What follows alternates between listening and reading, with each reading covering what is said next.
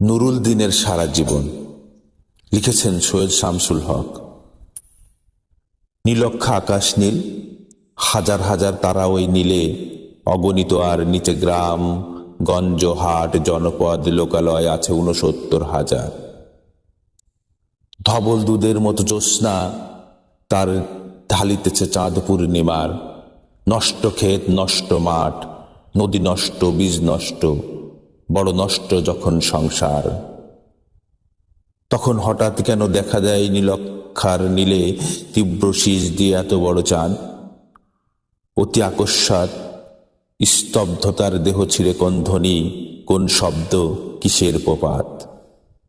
গোল হয়ে আসুন সকলে, ঘন হয়ে আসুন সকলে, আমার মিনতি আজ স্থির হয়ে বসুন সকলে। অতীত হঠাৎ হাতে হানা দেয় মরা আঙ্গিনায়। নুরুল দিনের বাড়ি রংপুরে যে ছিল, রংপুরে নুরুল দিন একদিন ডাক দিয়েছিল ১১৮৯ সনে।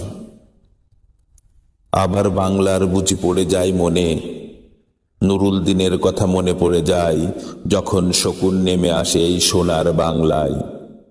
নুরুল দিনের কথা মনে পড়ে যায় যখন আমার দেশ ছেয়ে যায় দালালেরই আলখাল্লায়। নুরুল দিনের কথা মনে পড়ে যায় যখন আমার স্বপ্ন লুট হয়ে যায়। নুরুল দিনের কথা মনে পড়ে যায় যখন আমার কণ্ঠ বাজেয়াপ্ত করে নিয়ে যায়। নুরুল দিনের কথা মনে পড়ে যায় যখন আমারই দেশে আমার দেহ থেকে রক্ত ঝরে যায় ইতিহাসে প্রতিটি পৃষ্ঠায়। আসুন আসুন তবে আজ এই প্রশস্ত প্রান্তরে, যখন স্মৃতির দুধ জ্যোৎস্নার সাথে ঝরে পড়ে।